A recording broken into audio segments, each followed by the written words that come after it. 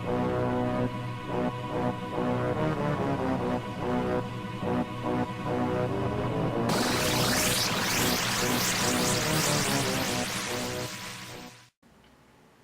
is going on, guys?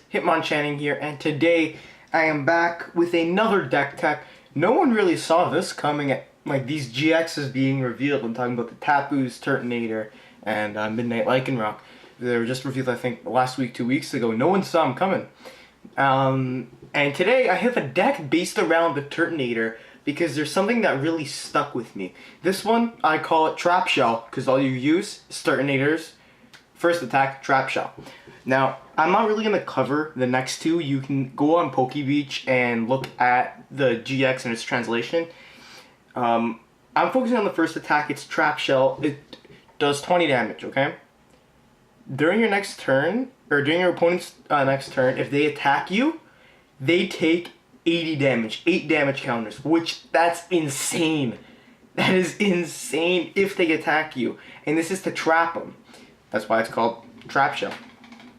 Alright, so first up we got our 4 Turtonators for the Trap Shell, which is 2 DCE by the way. Then we're running 2 Volcanion. That's all the Pokemon we run. Running 2 Volcanion just because of Steam Up, and I know Volcanion still a bit pricey, but Steam Up would definitely help. You could boost this to 50 and then 80, and then they attack in 80. That's just wild. So Volcanion for Steam Up, Turtonator for attacking. Now we're going to move to trainers. This deck tech is going to be fairly quicker, and there's multiple strategies. We'll get to that when we get to the trainers. Alright, so we are at our 40 trainers. There's lots. Scorched Earth, just for draw power, because we have fire energies. Now we have N. N is your standard thing, right? But we have 3 Professor Kukui, and you may be thinking, why no Sycamore? Why just Kukui?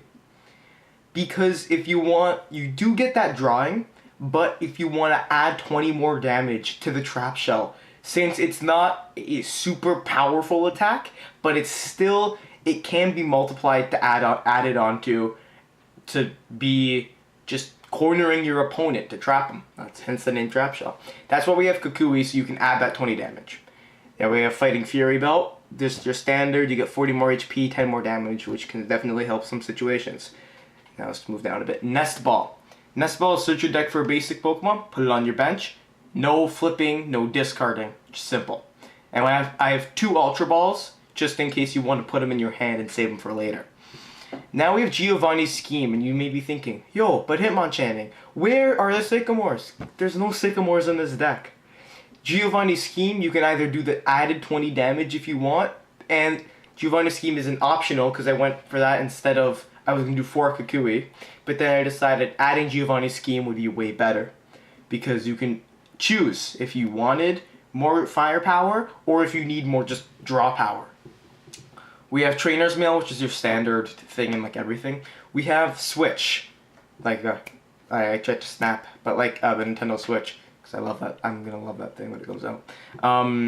Switch, because I don't know if you guys can see on my really poor quality camera, but 3 and 3 retreat costs, which is a lot, and you don't want to be discarding.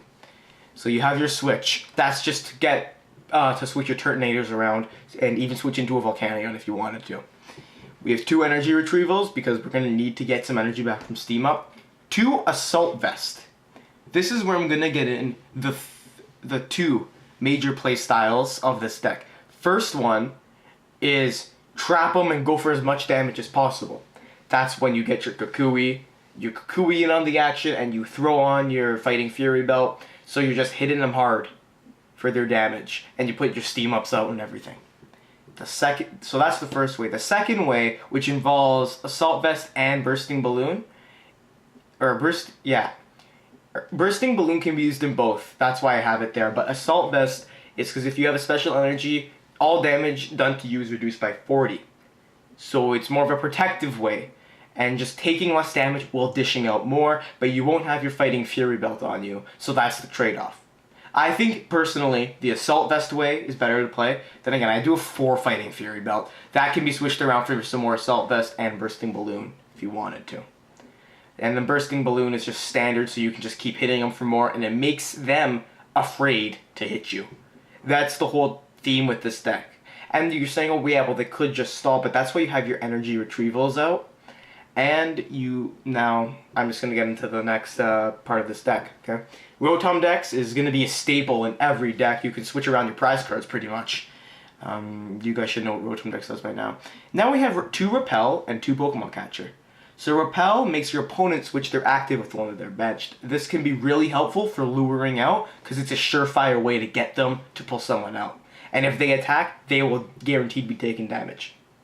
Then we have Pokemon Catcher. If you want to go for a more forceful approach to try and knock something out, or to get them up in that active spot if they have a heavy retreat, and they're not going to have a way to get out of there. I'm just going to move to energy quickly. We have 14 energy in this deck, which is higher than normal, but it's not super high. We have our 4 DCEs. That's going to power each of our Turtonators. 8, in case you want to... Here, let me go up. You want to use Turtonator's normal attack, because you have to discard 2 fire for this. I don't even remember what his GX is. I think it's like attach fire energy to like all of your Pokemon or something like that. But if you want to use this attack, I think that's 160, so that's quite a bit. And then you have to discard 2 fire. So we have these mainly for Volcanion, but that's what you're going to use on Turtonator. Okay? That's the basic part of the deck. Now I'm going to go back into strategies a bit more. So with your strategies, this is what you're mainly going to do, okay? I'm telling you this right now. You're going to have your Turtonator up front, hopefully. If you can get your Volcanion up front, I mean, I guess you can start powering it up if you want to, but I would hold off your DCEs. Do not put them on that Volcanion.